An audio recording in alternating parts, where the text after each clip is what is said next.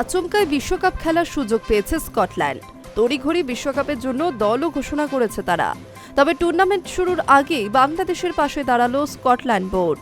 বিশ্বকাপ নাটক ঘিরে প্রথমবার মুখ খুলে স্কটল্যান্ড বোর্ডের তরফ থেকে বলা হয়, বাংলাদেশের প্রতি তারা সমব্যথী। এভাবে বিশ্বকাপ খেলতে চায়নি স্কটল্যান্ড, কোনো দেশে এভাবে খেলতে চায় না।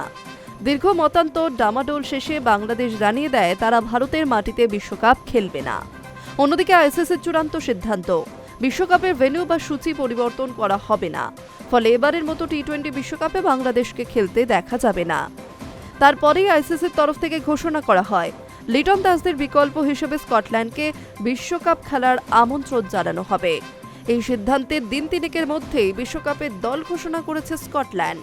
স্কটিশ বোর্ডের প্রধান ট্রুডি লিন্ডব্লেড বলেন, বাংলাদেশের ক্রিকেটারদের প্রতি আমাদের সমবেদনা রয়েছে।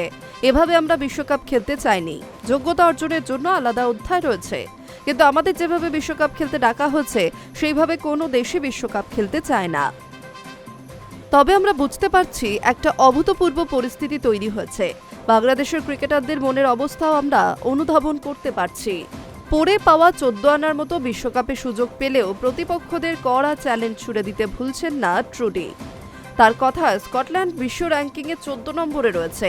সারা বছর ধরে ক্রিকেট খেলে স্কটল্যান্ড। সরাসরি বিশ্বকাপে যোগ্যতা অর্জন করতে না পারে স্কটল্যান্ড যথেষ্ট সমালোচিত হয়েছিল।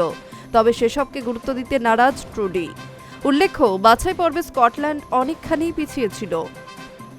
Jersey, Hong Kong, Papua New Guinea, Bermuda এই দলগুলি এগিয়ে থাকলেও শেষ পর্যন্ত বিশ্বকাপে শিকে ছেড়ে স্কটল্যান্ডের কপালে। শেষ 3 টি-20 বিশ্বকাপে ভালো পারফরমেন্সের পুরস্কার হিসেবেই এই সুযোগ পেল স্কটিশরা। High news network.